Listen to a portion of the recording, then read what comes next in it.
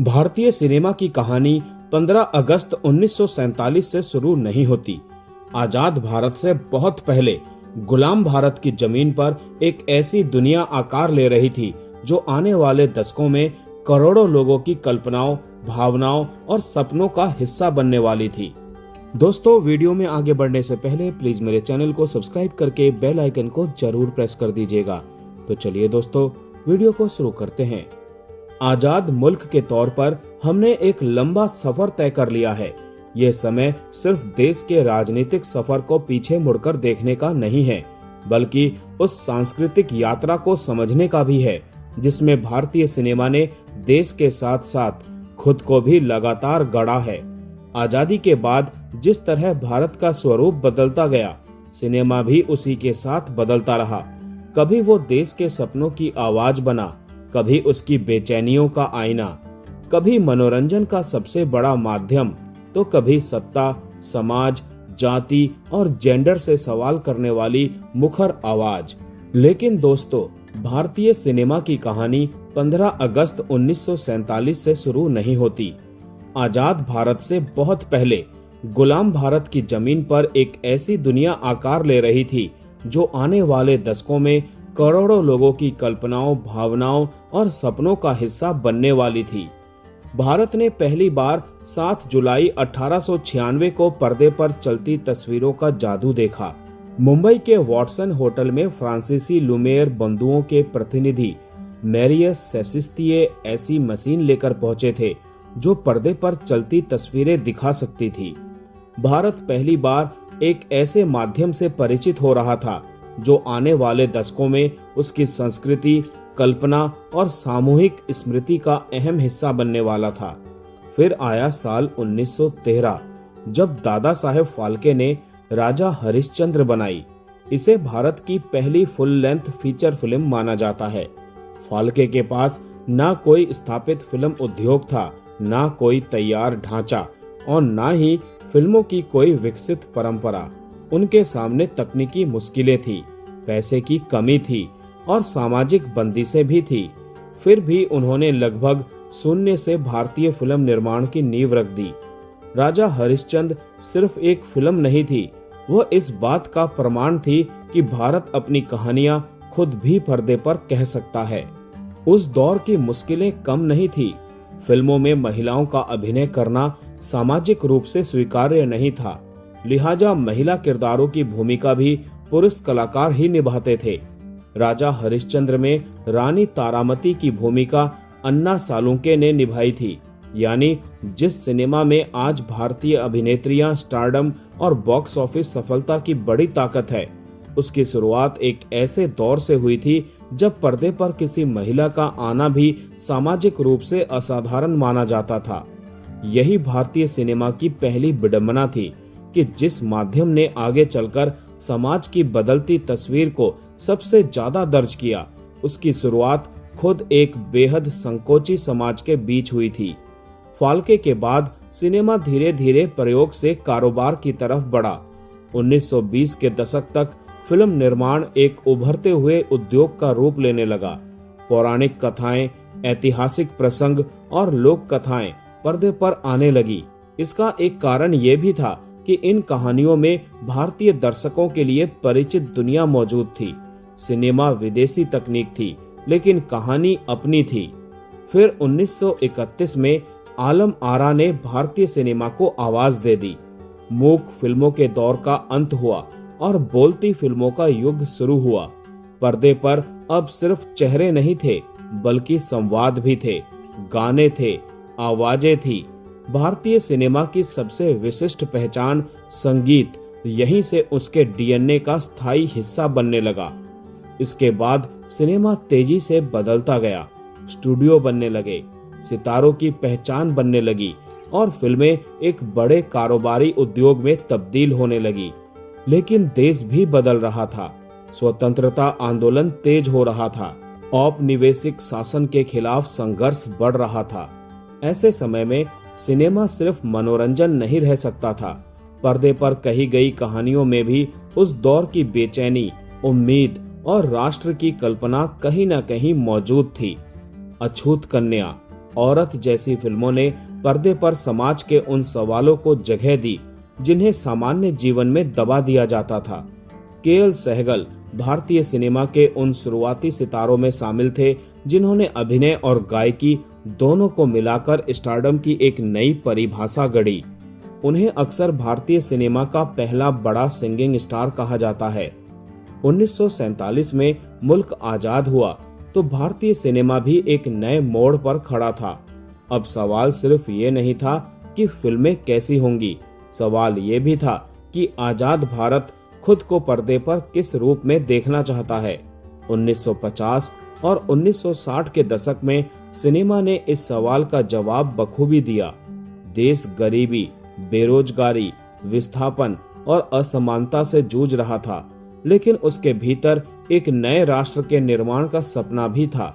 इसी दौर में राज कपूर, गुरुदत्त, विमल रॉय और महबूब खान जैसे फिल्मकारों ने आम आदमी, गरीबी, शहर, गांव, प्रेम और सामाजिक असमानता को अपनी कहानियों के केंद्र में रखा।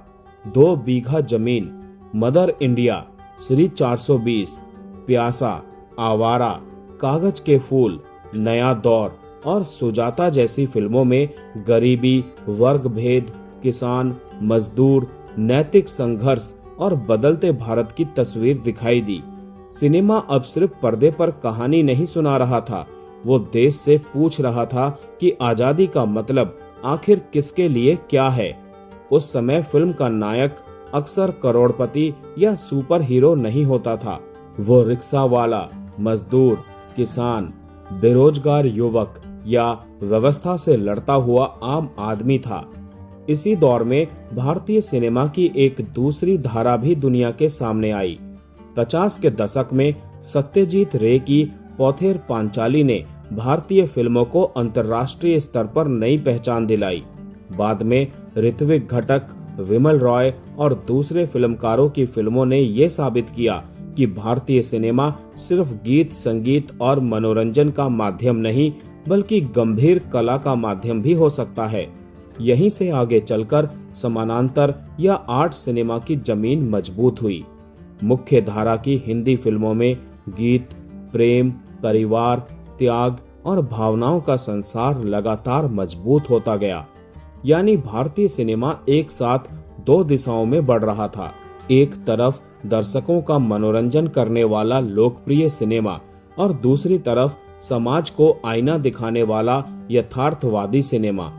1960 का दशक आया तो भारतीय फिल्मों का रंग और भव्यता दोनों बढ़ने लगे। तकनीक बेहतर हुई, विदेशी लोकेशन और बड़े सेट दिखाई देने लगे और फिल्मी रोमांस ने एक नया रूप लिया।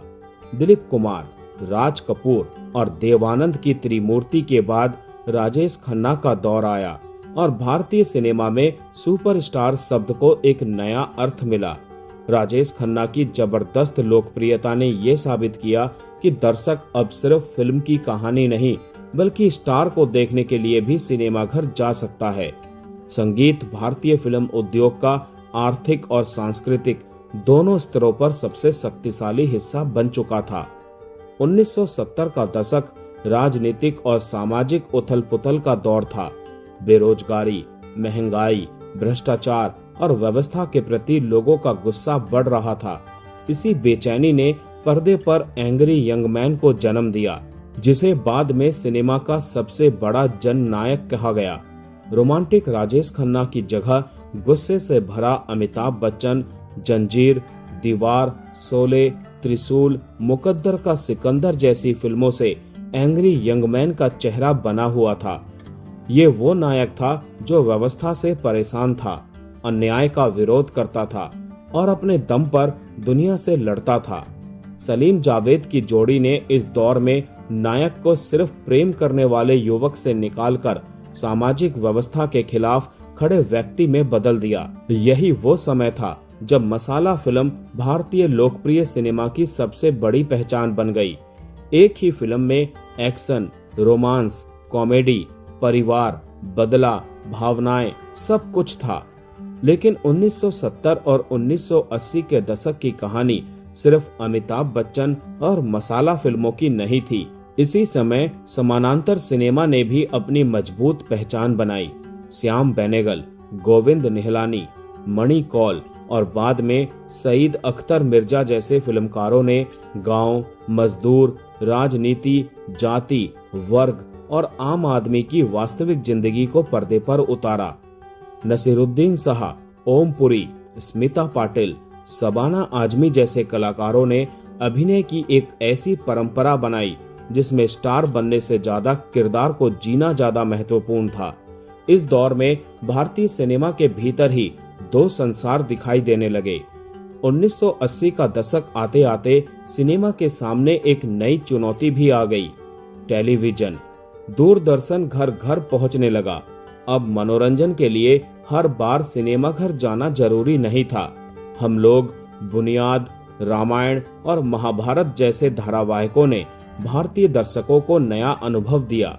परिवार एक साथ टीवी के सामने बैठने लगा। सिनेमा को पहली बार अपने घर के भीतर आए एक ऐसे माध्यम से मुकाबला करना पड़ा जो टिकट नहीं मांगता था। इसके साथ ही वीडियो कैसेट और वीडियो पार्लर ने फिल्मों को सिनेमा घरों से निकालकर घर घर पहुंचाना शुरू कर दिया। 1990 का दशक भारतीय सिनेमा के लिए शायद सबसे निर्णायक मोड़ों में से एक था। आर्थिक उदारीकरण के बाद भारत की अर्थव्यवस्था और उपभोक्ता संस्कृति बदली तो फिल्मों की दुनिया भी बदल गई। शाहरुख खान, आमिर खान, सलमान खान जैसे नए सितारे सामने आए। दिलवाले दुल्हनिया ले जाएंगे, हम आपके हैं कौन, कुछ कुछ होता है जैसी फिल्मों ने परिवार, प्रेम, विदेश में बसे भारतीय और नए मध्यम वर्ग की आकांक्षाओं को कहानी का केंद्र बनाया। हिंदी फिल्मों का युवा दर्शक अब सिर्फ भारत के छोटे शहरों में नहीं था, वो लंदन, न्यूयॉर्क, दुबई, कनाडा और दुनिया के दूसरे हिस्सों में भी था। एनआरआई भारतीय सिनेमा का एक महत्वपूर्ण दर्शक और किरदार बन गए। फिल्मी नायक भी बदल गया। वो अब व्यवस्था से लड़ने वाला अकेला आदमी ही नहीं था, बल्कि कैरियर, प्रेम, परिवार और अपनी पहचान के बीच संतुलन तलाशता आधुनिक युवक था। इसी दशक में सिनेमा देखने का तरीका भी बदलने लगा। पुराने सिंगल स्क्रीन थिएटर के साथ मल्टीप्लेक्स कल्चर धीरे धीरे विकसित होने लगा। छोटे बजट की फिल्मों के लिए जगह बनी। नए कलाकार और नए फिल्मकार सामने आए। सिनेमा ने उन कहानियों की तरफ देखना शुरू किया जिन्हें लंबे समय तक मुख्य धारा के बाहर रखा गया था। छोटे शहर, दलित कहानियां, स्त्री की इच्छाएं, यौनिकता, मानसिक संघर्ष, हाशिए के समाज, इन सब की आवाजें धीरे धीरे पर्दे पर ज्यादा आने लगी। 2000 का दशक भारतीय सिनेमा के लिए सिर्फ नई सदी की शुरुआत नहीं था, बल्कि तकनीक, कहानी और दर्शक तीनों के बदलने का दौर था। डिजिटल कैमरों ने बदलना शुरू किया। कंप्यूटर ग्राफिक्स, बेहतर साउंड रिकॉर्डिंग और विजुअल इफेक्ट्स ने फिल्मकारों के सामने संभावनाओं की एक नई दुनिया खोल दी। अब कैमरा सिर्फ विजुअल रिकॉर्ड करने का माध्यम नहीं था, बल्कि ऐसी दुनिया रचने का औजार बन गया था जिसकी कल्पना पहले तकनीकी सीमाओं के कारण मुश्किल थी। लेकिन इस दौर का सबसे बड़ा बदलाव सिर्फ तकनीक में नहीं, कहानियों में आया। लगान, दिल चाहता है, स्वदेश, रंग दे बसंती, तारे जमीन पर, ओमकारा और मकबूल जैसी फिल्मों ने दिखाया कि दर्शक एक ही तरह की कहानियों तक सीमित नहीं है। एक तरफ बड़े सितारों और बड़े बजट का सिनेमा था, तो दूसरी तरफ नई पीढ़ी के लेखक निर्देशक छोटे और असामान्य विषयों को लेकर आगे बढ़ रहे थे। इसी समय एक और बड़ा बदलाव हुआ। क्षेत्रीय सिनेमा की सीमाएं टूटने लगी।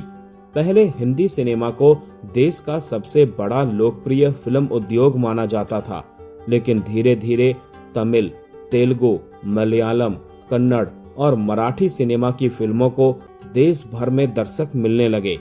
बाहुबली ने यह साबित किया कि किसी तेलुगु फिल्म को हिंदी दर्शक भी उतने ही उत्साह से देख सकता है। इसके बाद केजीएफ, पुष्पा, RRR, कंतारा जैसी फिल्मों ने पैन इंडिया सिनेमा शब्द को लोकप्रिय बना दिया। भारतीय सिनेमा का नक्शा अब सिर्फ मुंबई से तय नहीं होता। चेन्नई, हैदराबाद, बेंगलुरु, कोच्चि, कोलकाता, पुणे और देश के दूसरे फिल्म केंद्र भी राष्ट्रीय लोकप्रिय संस्कृति को प्रभावित करने लगे। लेकिन 2020 में कोरोना ने सिनेमा के उस मॉडल को हिला दिया जिसे दशकों से हम जानते थे। सिनेमा घर बंद हुए और दर्शक घरों तक सिमट गए। ओटीटी प्लेटफॉर्म तेजी से फिल्मों और वेब सीरीज के सबसे महत्वपूर्ण माध्यमों में शामिल हो गए। कहानी कहने का तरीका बदला। अब किसी कहानी को 2-2.5 घंटे की फिल्म में समेटना जरूरी नहीं था। वही कहानी अब 8 से 10 एपिसोड की एक बड़ी सीरीज बन सकती थी। कलाकारों के लिए भी अवसर बढ़े। ऐसे अभिनेता जिन्हें पहले स्टार के बराबर बॉक्स ऑफिस सफलता नहीं मिलने की वजह से सीमित भूमिकाएं मिलती थी, अब वो ओटीटी पर लंबे और जटिल किरदारों में चमकने लगे। दर्शकों की पसंद भी बदली। वो सिर्फ बड़े सितारे नहीं बल्कि अच्छी कहानी, मजबूत अभिनय और नए विषय देखने लगा। ओटीटी ने भाषा की दीवार भी काफी हद तक कमजोर कर दी। एक मलयालम फिल्म हिंदी दर्शक तक पहुंच सकती है, एक मराठी फिल्म देश के दूसरे हिस्से में देखी जा सकती है। इतना ही नहीं, जापानी, कोरियाई या स्पेनिश सिनेमा भी भारतीय युवाओं के लिए आसानी से उपलब्ध हो सकता है। इसका असर भारतीय फिल्मकारों पर भी पड़ा। दर्शकों की अपेक्षाएं बढ़ी। वो अब कहानी की तुलना सिर्फ दूसरी भारतीय फिल्मों से नहीं करता बल्कि पूरी दुनिया के सिनेमा से करता है। भारतीय सिनेमा की सबसे बड़ी उपलब्धि यही है कि उसने सिर्फ भारत को बदलते हुए नहीं देखा बल्कि हर दौर में उस बदलते भारत को पर्दे पर दर्ज भी किया। उसने देश के सपनों को आवाज दी, उसकी बेचैनियों को चेहरा दिया और उसकी सामाजिक हलचलों को कहानियों में तब्दील किया। दादा साहेब फाल्के की राजा हरिश्चंद्र से शुरू हुई ये यात्रा आलम आरा, मदर इंडिया, शोले, दीवार, दिलवाले दुल्हनिया ले जाएंगे, लगान, दंगल, बाहुबली और RRR से होती हुई आज ओटीटी की दुनिया तक पहुंच चुकी है। यह सिर्फ फिल्मों के बदलने की कहानी नहीं है, ये भारत के बदलने की कहानी भी है। आज जब भारत को आजाद हुए 80 साल हो चुके हैं, भारतीय सिनेमा भी अपनी एक सदी से ज्यादा लंबी विरासत के साथ खड़ा है। तो दोस्तों, आज का ये वीडियो यहीं समाप्त करते हैं। मिलते हैं नेक्स्ट वीडियो में। तब तक के लिए आप सभी को tata bye bye, take care.